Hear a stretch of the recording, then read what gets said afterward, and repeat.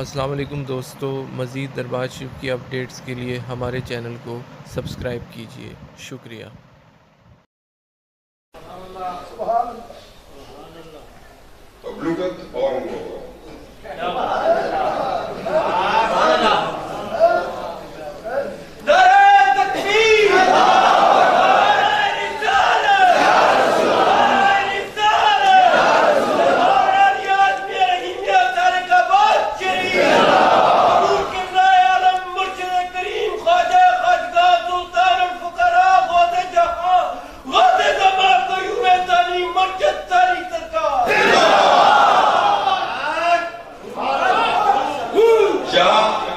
کیا آپ لوگ میری ویڈیو بنا دیتے ہو؟ میں نے کہا یہاں کو آ کے مجھے تقویت ملتی ہے، میں تو 440 وولٹ سے زیادہ طاقت میں ہوتا ہوں، میں بول رہا ہوتا ہوں، میں آمد کا سلسلہ ہوتا ہے، میں کہہ دیتا ہوں، پھر بعد میں آپ سوشل میڈیا پہ میری جب جذبات کو پیش کرتے ہیں پھر اس پہ میری انکوائری ہوتی ہے، پھر میں ایک ٹیلی فون کرتا ہوں، پھر سلسلے ہو جاتے ہیں۔ یہ ایک مستی ہوتی ہے اندر، یہ مجھے نہیں سمجھ آتی، آج میں مستی میں ہوں، جوش میں ہوں کہ جہاں یہ مزارات ہمیں فیض دے رہے اس وقت، رات کی آدھی رات بغداد شریف سے فیض آ رہا۔ مجھے میرے پیر کامل کہتے ہوتے ہیں فکر نہ کیا کرو، تمہارے پیچھے 140 اولیاء اللہ کا ہاتھ ہے۔ جب مانسرا کے چھوٹے سے گاؤں کھواڑی شریف کے ایک اچھے گھر والوں کا پوتا دوتا پڑپوترا پارلیمنٹ میں کھڑا ہوتا ہے، میں اس حیثیت سے بات کر رہا ہوتا ہوں کہ وہ کون ہے، میں ان کی اولاد کو کام میں بیت ہو، مجھے وہ ادھر دائیں بائیں میں کیا تھا۔ چودھری غفور صاحب کو میں نے کہا چودھری صاحب آپ جیل خانہ جات کے منسٹر ہیں، آؤ غازی علم دین شہید رحمت اللہ تعالیٰ کی جہاں جس تختہ دار پہ وہ چڑھے تھے ساتھ ایک پلیٹ لگا دے، اس پہ لکھا جائے کہ غازی علم دین شہید کو ناموس رسالت کے تحفظ کے لیے جہاں 302 کی ایک جھوٹی FIR جس قانون کو ہم نہیں مانتے، انگریز کا بنایا ہوا قانون تھا، انگریز جج تھا، اس نے فیصلہ دیا اور اس کو تختہ دار پہ چڑھا دیا۔ اس نے کہا مجھے جلدی کرو حضور انتظار فرما رہے ہیں۔ اس میں لکھ دیتے ہیں کہ یہ وہ جگہ ہے جہاں پر آقا علیہ السلام نے اپنے ایک غلام کو جب اس نے اپنے گلے میں تختہ دار پر چڑھتے ہوئے پھندا ڈالا تو انہوں نے اپنے ہاتھوں میں لے لیا۔ چودھری عبدالغفور صاحب لیٹ ہو گئے، میں نے کہا مجھے پروگرام میں لے کے میں نے وہ آنکھیں دیکھی، میں نے کہا یہ وہ غازی علم دین شہید کی تصویر ہے، اس میں وہ آنکھیں جس نے نبی کا کئی دفعہ دیدار کیا۔ چودھری صاحب بھول گئے، جب وہ بھول گئے تو سارا معاملہ ہی ان کا بھول گیا۔ الیکشن سے بھی گئے، میں تو اندر کی رحمت سمجھتا تھا، بولتے تو میں بتاتا۔ مدینہ باغ میں بیٹھے تھے، ابھی پچھلے رمضان میں کھانا لگا ہوا تھا، جامی صاحب نے نعت سنائی، یہ اٹھ کے گئے، چودھری عبدالغفور میں ایسے بھرے مجمع میں ادب سے نہیں بولتا ہوں، یہ سالک آباد شریف میں بڑی اجازت ہوتی ہے۔ میں نے کہا میں ایک شعر اگر کہیں تو میں چودھری عبدالغفور کی نظر کر دوں تو سامنے کر دو۔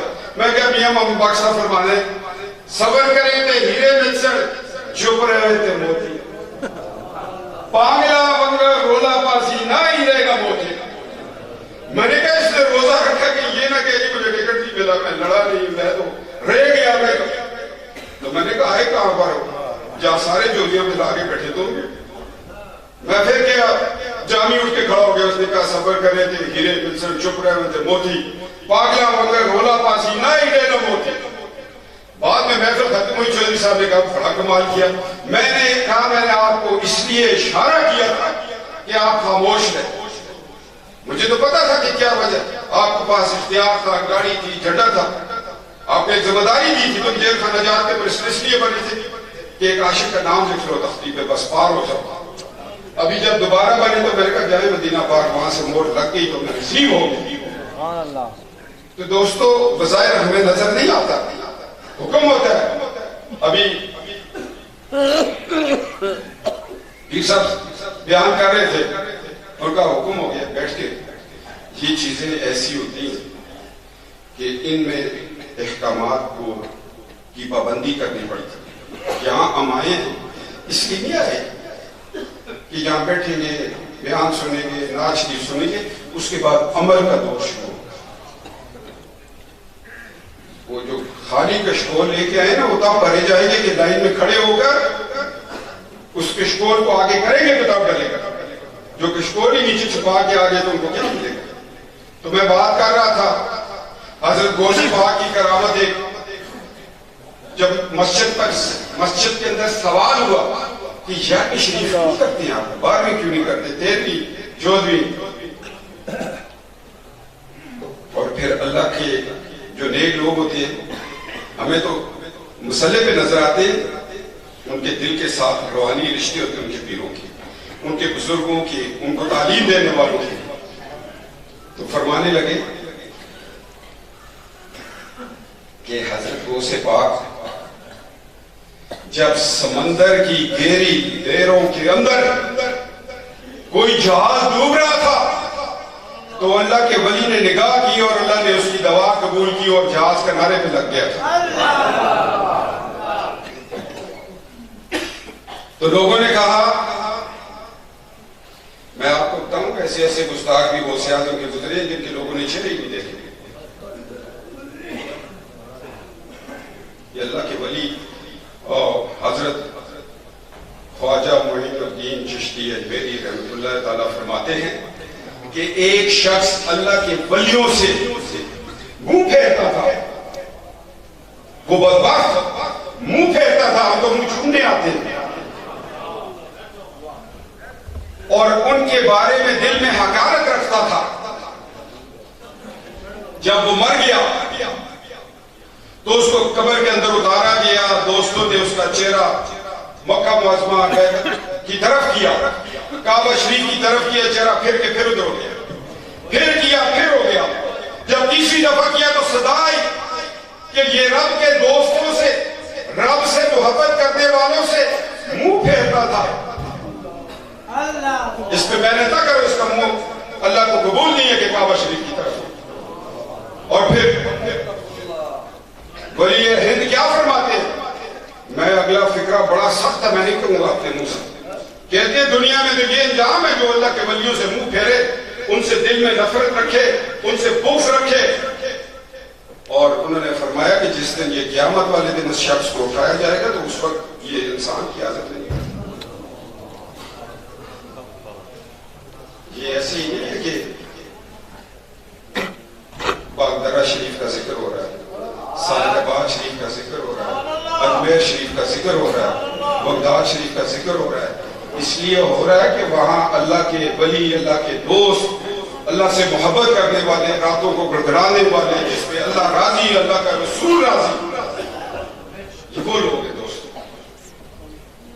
اور جب ان پہ سوال کا جو سلسلہ شروع تھا، انہوں نے کہا کہ جب سمندر کی کھاٹیں مارتی ہوئی موجوں کے اندر اللہ کے ولی نے دعا کی اور جہاز کنارے پہ لگ گیا تو لوگوں نے آنا سلسلہ شروع کیا. انہوں نے کہا حضرت آپ تجارت کی غرض سے ملک سے باہر ہوتے، شہر بغداد سے باہر ہوتے، پیدا تو جیلان میں ہوئے، بغداد شریف کا زندگی کا حصہ گزرا ہے، اسی لیے تو نسبت میں جلانی کتنی ہے ہمارے.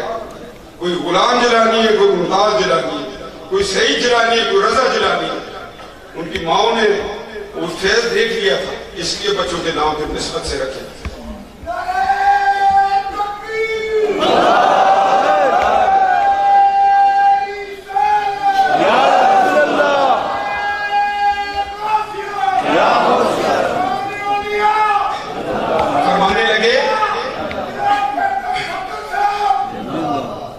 فرمانے لگے کہ جب لوگوں نے کہا جس طرح ہم جی ہم سالک آباد شریف آتے ہیں تو آپ کی مصروفیت کی وجہ سے دیدار نہیں ہو سکتا، تو ایک دن مقرر کر دیا جائے تاکہ حضرت غوث پاک اپنے آستانہ پر ہوں، پورے بغداد سے، عراق سے لوگ آئیں، دیدار ہو، دعا ہو.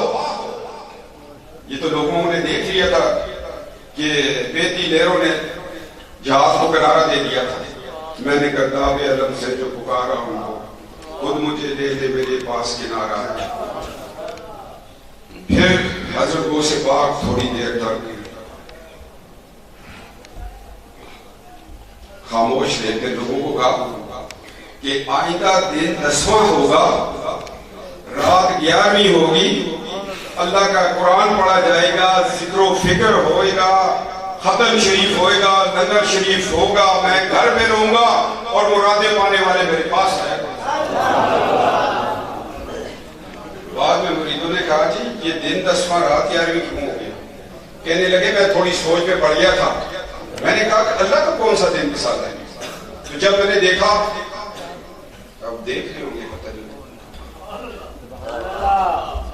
کہ یہ سلسلہ، میں نے دیکھا کہ آدم علیہ السلام کی جب توبہ قبول ہوئی دن 10واں رات 11ویں، اس لیے اللہ کو وہی دن مبارک تھا. نوح علیہ السلام دن 10واں رات 11ویں، امام حسین علیہ السلام کی شہادت دن 10واں رات 11ویں. جتنے واقعات بھی ہیں اللہ نے دن 10، یونس علیہ السلام کا مچھلی کے پیٹ سے دن 10واں رات 11ویں. تو میں نے کہا یہ ایسا دن ہے کہ جس دن کو اللہ نے پسند کیا ہے، توبہ بھی قبول کرتا ہے، فضل بھی کرتا ہے، کرم بھی کرتا ہے، اس لیے دن 10واں رات 11ویں مقرر کر دیا. ہمیں حکم ہے نا کہ اسی راستے سے آیا جایا کرو. راستہ پڑتے ہیں تو بھول ہی گئے. میں نے کہا کہ موٹر وے پہ نہ نکل جائے.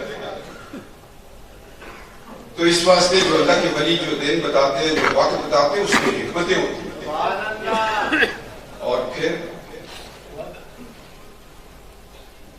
کہا حکمت یہ تھی دن 10ویں اور رات 11ویں کی. اگر تمہیں کوئی دن اور پسند ہے تو تم اس میں کرنا. کہا حضرت میں ادب سے، وہ شخص وکیل تھا، اس نے کہا میں ادب سے میں آپ کی بات کو سمجھ گیا ہوں، اس میں لاجک ہے اور یہ نیک لوگوں کا دن ہے. اور اس دن کو پھر اللہ کے ہاں جو پھر اس کے بعد جس طرح دعا ہوتی تھی خاص واسطے اللہ تعالیٰ کے لگا، اور اس کا ثواب ہے 1,24,000 پیغمبروں کو، ولیوں کو، کتبوں کو، غوثوں کو، غوث اعظم. ہمارے آستانے والوں یہ دعا ہوتی تھی اس میں. تو اس لیے 11ویں شریف کا یہ دن مقرر ہوا. اور اعلیٰ حضرت کی تو بڑی عقیدت تھی، کیا ادب ہے جس پہ ہمارے تو بن جاتے ہیں.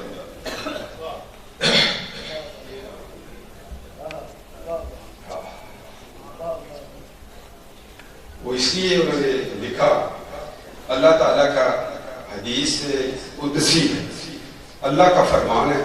اور نبی پاک صلی اللہ علیہ وسلم فرماتے ہیں کہ اللہ تعالیٰ نے فرمایا، میں مفہوم بیان کر رہا ہوں، میں شاہ صاحب میں تو کوئی عالم فاضل تو نہیں، ویسے ہی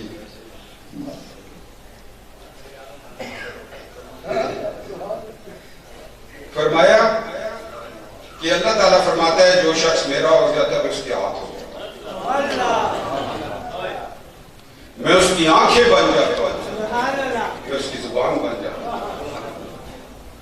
پھر ان ہاتھوں سے جب وہ ہاتھ اٹھاتا ہے تو میں قبول کرتا ہوں، وہ میری نظر سے دیکھ رہا ہوتا ہے، میری زبان سے دیکھ رہا ہوتا ہے. یہ حدیث قدسی اللہ کا فرمان ہے. تو اعلیٰ حضرت اسی لیے لکھ دیا، کیا ادب ہے جس پہ ہمارے کا بن جاتا ہے. تو اسی لیے تو ہمیں پتہ ہی نہیں وکیل کون ہے، مقدمہ اتنا بڑا چاہتا ہے. کیا سر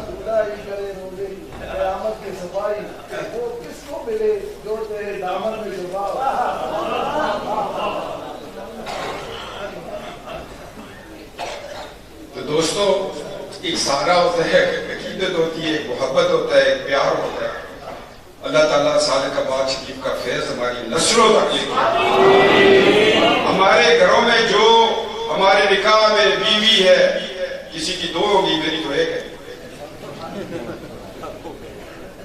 میں جن کی 2 ہے میں ان کی بیویوں کا کہتا ہوں، جس کی 1 اس کی بیوی کہتا ہوں. مؤنث واحد کا صیغہ، جن کی 2 ہے، جن کی 3 ہے، حکم 4 کا بھی ہے.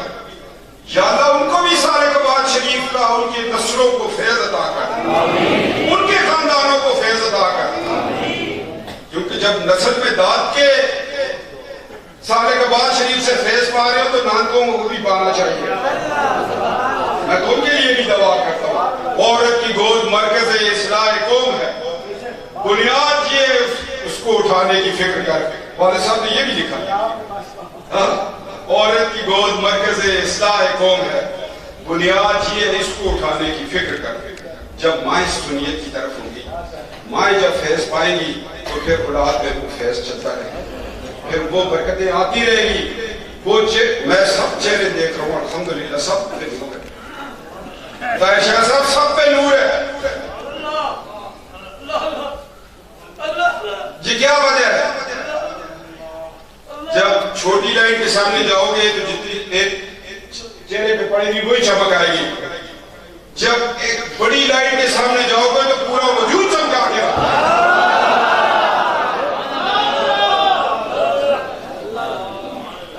میں تو کہتا ہوں جب بڑی لائٹ کے سامنے جاؤ گے تو 7 نسلیں چمک جائیں گی.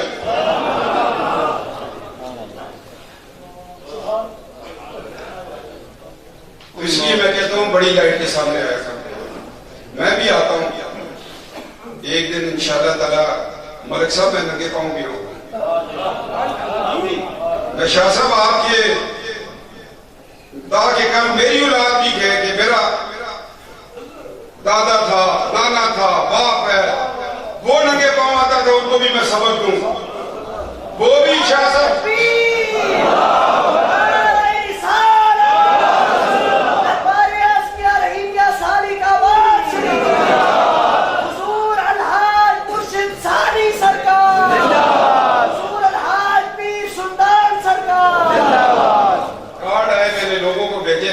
دل میں یہ کہا جو خوشبخت ہوگا وہ چل پڑے گا.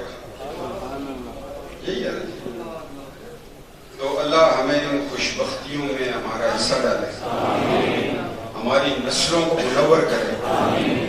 میں لوگوں کو اکثر کہتا ہوں کہ یہ روحیں پتہ نہیں کتنے ہزار سال پہلے بن گئی تھی, وہاں رہی, تھوڑے سے ٹائم کے لیے دنیا میں آ گئی, میکسیمم 100 سال یا 110 سال. اس کے اوپر کوئی کہہ.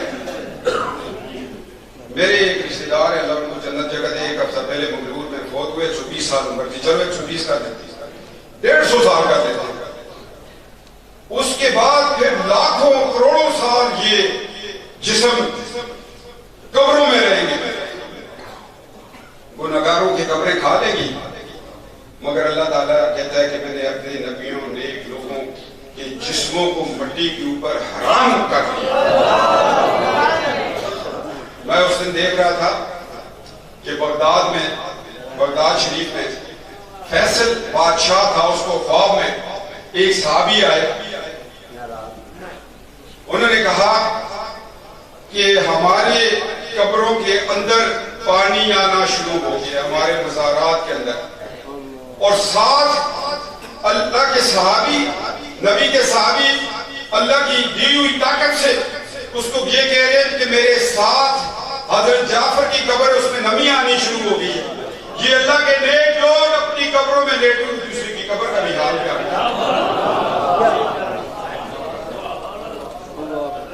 فیصل حضرت حذیفہ اور دوسرے حضرت عبداللہ بن جعفر. تو فرمانے لگے, بادشاہ کو حکم ہوا, بادشاہ بھول گیا, دوسرے دن پھر حکم ہوا, پھر بھول گیا, تیسرے دن پھر حکم ہوا, پھر بھول گیا. جب بھول گیا تو کام ختم ہو جاتا ہے. پھر قاضی, وقت کے قاضی کو حکم ہوا کہ ہم اس کو 3 دن سے کہہ رہے ہیں ہمارے مزارات کے اندر پانی آ رہا ہے.